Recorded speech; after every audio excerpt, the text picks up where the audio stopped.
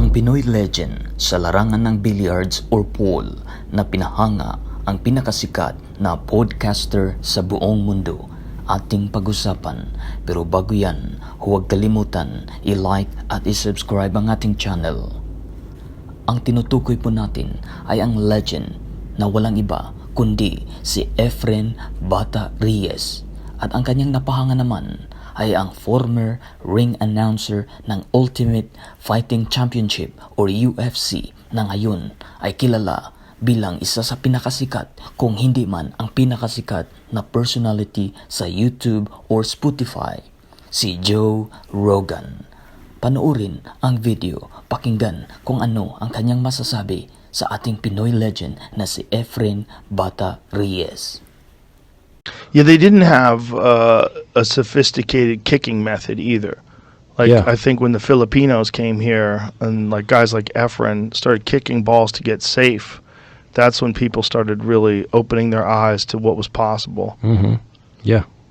And what's interesting to me too is that the Filipino players, a lot of them played 3-cushion billiards, and they learned how to kick by understanding how the balls are bouncing off the rails in a table with no pockets. Mm-hmm. And then because of that deep understanding of angles and how hard to hit in English, and they developed this insane kicking game. Yeah, I mean they all say it's a feeling, but in the end of the day it's all practice, and there is many different systems you can use for kicking, and I really believe that some of the Filipinos are really super talented and they have that feel for kicking, but a lot of shots they just use different systems. Yeah, it's also really amazing how many good players come from the Philippines. Oh, it's unbelievable. Unbelievable. I went to Philippines when I was 15.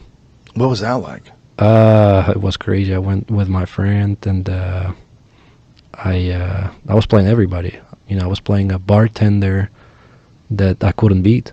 I was 15, and I was thinking I'm good. I mean, I was coming there to play good players, but I ended up playing everybody, and I was just amazed how good everybody's playing over there.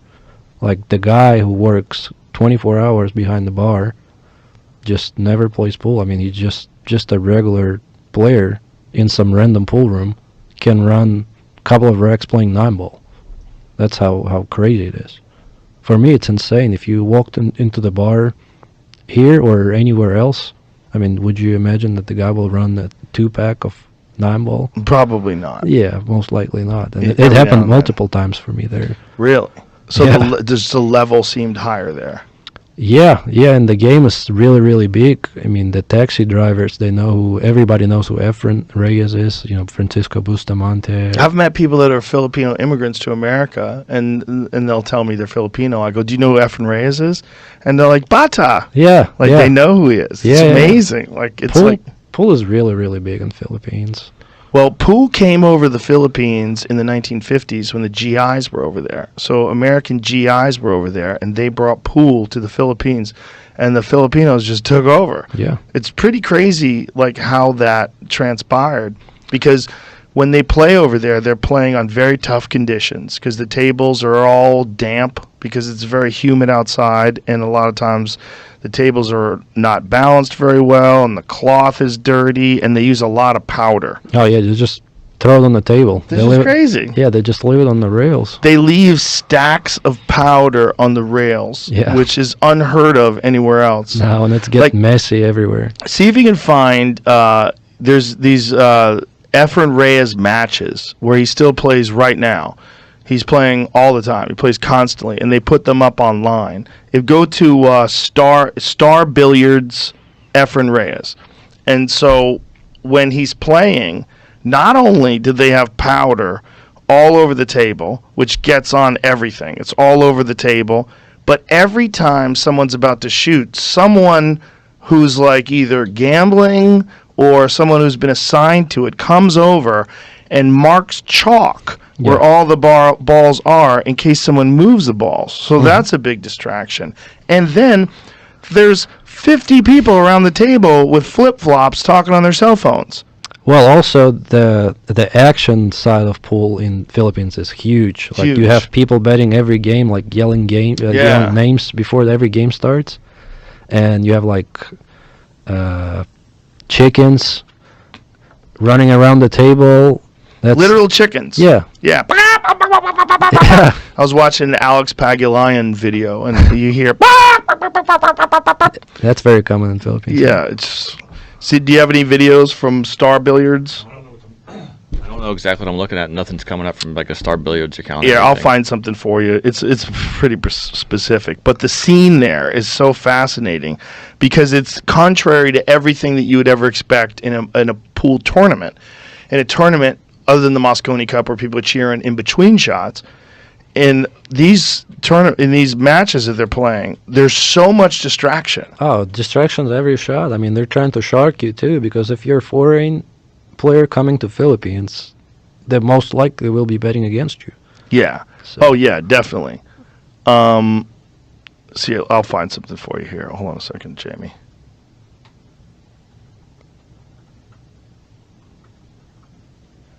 There's this guy Jeff Gailing, Galing. Yeah. Go to here. I'll send this to you. Here we go. Hold on a second. Share, Jamie.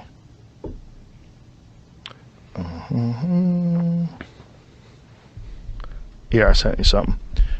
So this place, the way they do it, is the best preparation against someone distracting you, because they're constantly distracted. So they learn how to like relax and focus. So here, look at this game.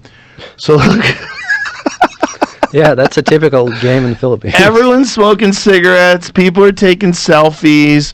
They're all surrounding. I mean, they are feet from the table, like moving around, walking while the match is going on with flip-flops on. And you have to move them to shoot every Yeah. ball. Like, imagine if you're dead frozen on that back short rail. yeah, you have to get in the corner and say, "Excuse me," and these guys are on their phone, and it's so normal. Now look at the Look at powder. this. So there's a stack of powder on each side rail.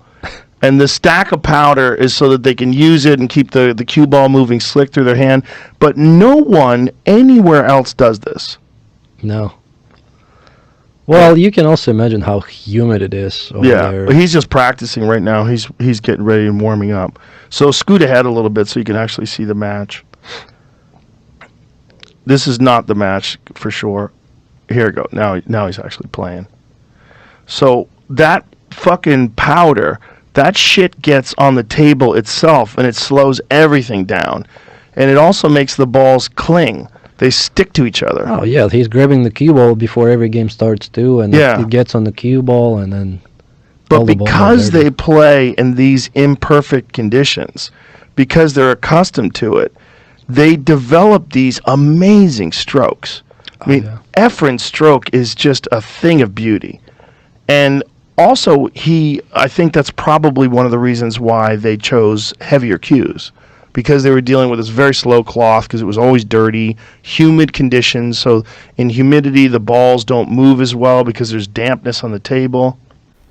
Siguro, bata pa lang tayo ay napahanga na tayo ni Efren Bata. At ngayon ay matanda na tayo at meron na rin tayong bata. Siguro, masasabi nating huwag nating kalimutan na may Pinoy na bata na nagbigay karangalan sa ating bansa. This is Bisdak Travel Sports.